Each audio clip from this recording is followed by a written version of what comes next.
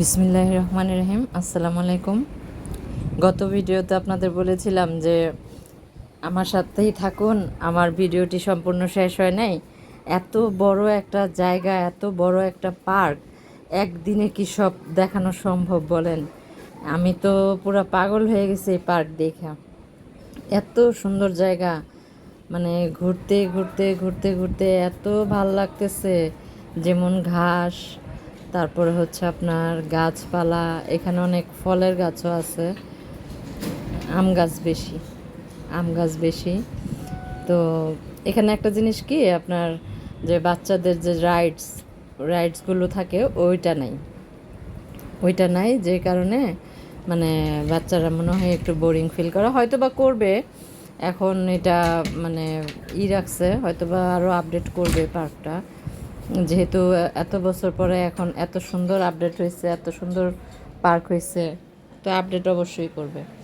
মানে অনেক বছর আগে গেছিলাম তো, তখন এত কিছু ছিল না, এখন যে সুন্দর হয়েছে, মানে পাগল হয়ে যাওয়ার মতো অবস্থা। আমি তো মনে করেন যে পার্কে ঢুকেই বলতেছি যে কি ভুল করলাম আমরা এই অসময়ে আইসা। যদি সকাল সকাল খাবার দাবার নিয়ে আসতাম এখানে, চাদর পাইতা খেতে, মানে এত ভালো লাগতো, একটা পিকনিকের মতো হয়ে যেত। তো আপনাদেরও ভালো লাগবে, দেখতে থাকুন ভিডিওটি। আর আপনারাও এই পার্কে যাবেন, পার্কে ঘুরতে যাবেন। তো পার্কটা অনেক সুন্দর, দেখেন কি সুন্দর রাস্তা, গাছগুলো সারি সারি দাঁড়ায় আছে, মানে অসম্ভব সুন্দর, অসম্ভব মন মনোমুগ্ধকর একটা পরিবেশ। আর সবচেয়ে বড় কথা কি, যে আমরা যারা ঢাকা শহরে থাকি, ঢাকা শহরের কোলাহল ছেড়ে যে এরকম একটা পরিবেশে সারাদিন কাটানো, এটা যে কতটা মানে মেন্টালির জন্য ভালো, বোঝাতে পারতেছি না আমি আসলে। আমি এই সুন্দর পরিবেশ দেখে আমি পুরা মুগ্ধ হয়ে গেছি, পুরা মুগ্ধ হয়ে গেছি। মানে আমাদের বাংলাদেশটা আসলেই সুন্দর, বাংলাদেশটা আসলেই সুন্দর। বাংলাদেশ না ঘুরে মানুষ করে কি দেশ বিদেশ ঘুরতে যায়? বাংলাদেশেই তো দেখার মতো অনেক জায়গা আছে, তাই না? তো দেখেন কি সুন্দর রাস্তা। আর এটা ওই দেখেন কাঁঠাল গাছ, ওইখানে কাঁঠাল ধরছে কতগুলো, অনেকগুলো কাঁঠাল ধরছে। তো অনেক কাঁঠাল, অনেক কাঁঠাল এখানে। তো কাঁঠাল গাছ, আম গাছ, অনেক ফলের গাছ আছে, অনেক ফলের গাছ। একটা মাটির ঘর আছে, মাটির ঘরটা খুঁজতেছি আমি, মাটির ঘরটা দেখানোর জন্য। আমি মানে আমরা দেখবো এই জন্য আর কি, মানে ঘুরতেছি কোন দিকে। মানে এটা এমন একটা জিনিস যে এক জায়গা দিয়ে ঢুকলে আপনার রাস্তাটা আপনার চিহ্ন করে রাখতে হবে, নয়তো আপনি হারায় যাবেন, হারায় ফেলবেন, গুলায় ফেলবেন রাস্তা। ভাগ্যিস আমার ভাই ছিল সাথে, ও রাস্তা চিনায় চিনায় নিয়ে আসছে, রাস্তা চিনায় চিনায় নিয়ে আসছে, যে কারণে আমাদের অত সমস্যা হয় নাই। তো দেখেন গাছগুলো, গাছগুলো দেখেই ইচ্ছে করে গাছের উঠি, গাছে উঠতে ইচ্ছে করে। তো মানে এত সুন্দর একটা পরিবেশ, না দেখে, না দেখলে আসলে বোঝা যায় না, না দেখলে বোঝা যায় না।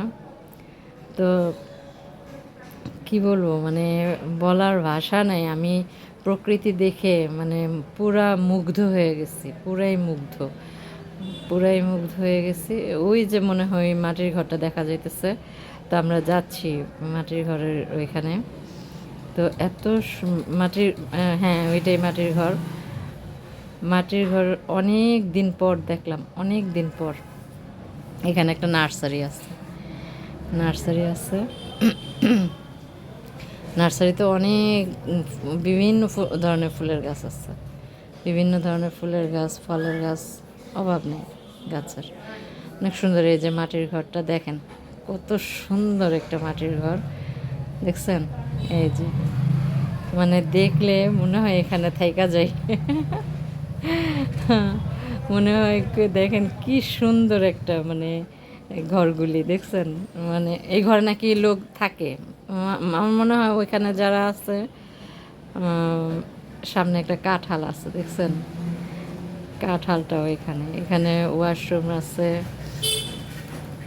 আছে। এরা মনে হয় মানে পার্কের কর্তৃপক্ষের কেউ একজন হয়তো বা এখানে থাকে। এখানে একটা স্কুলও আছে, এই যে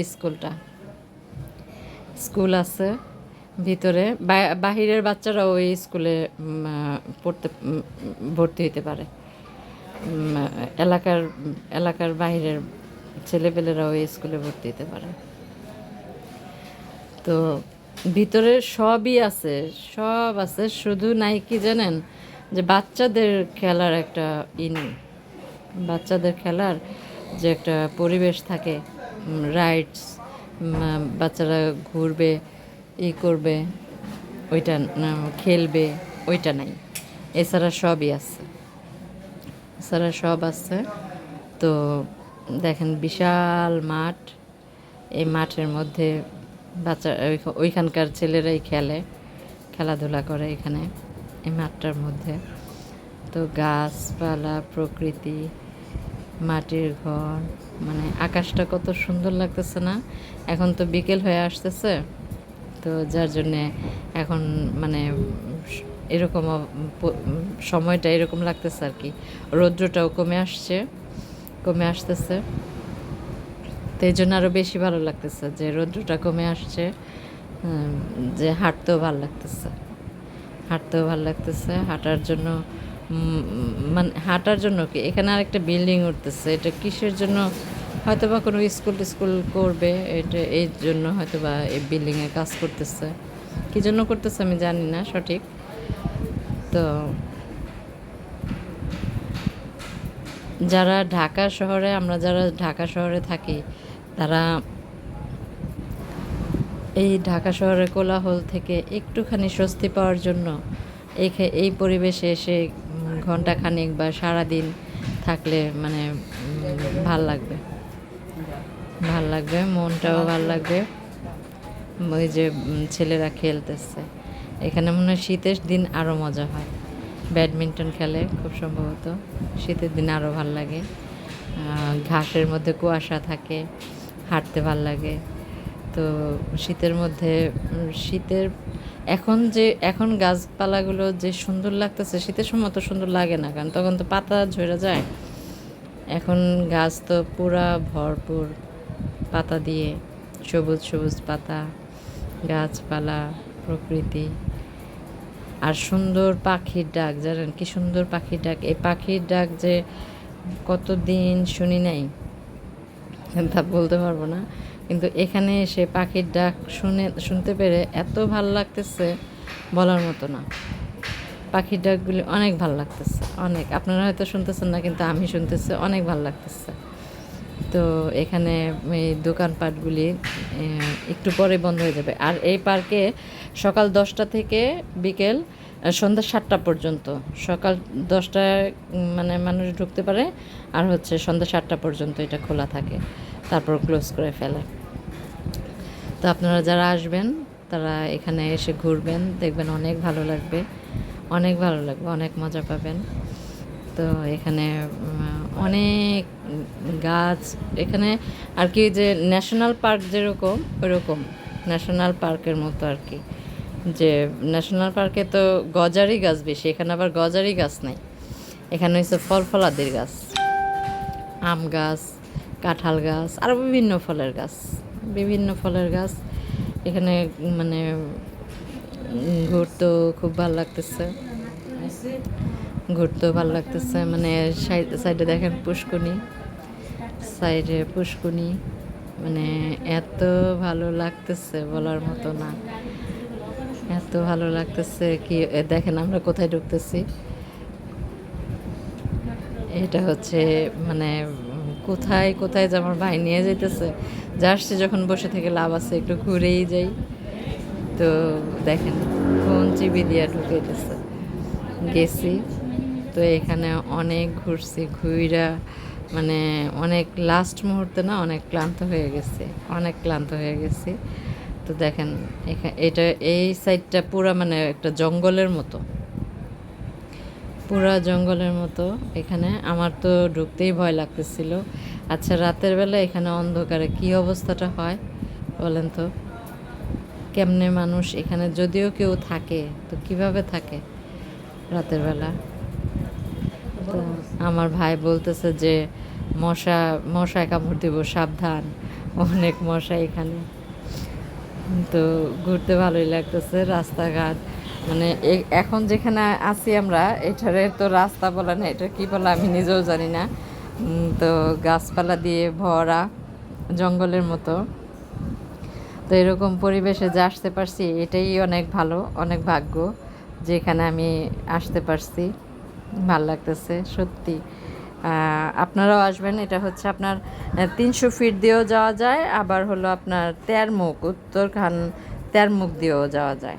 তা আমরা 300 ফিট দিয়ে গেছি, 300 ফিট দিয়ে গেছি। তো এখানে খাওয়া দাওয়া করলাম, ঘুরলাম অনেক, মানে সব অনেক মজা করলাম। খাওয়া দাওয়া বলতে কি, চটপটি ফুচকা এগুলিই খাইছি, আইসক্রিম খাইছি।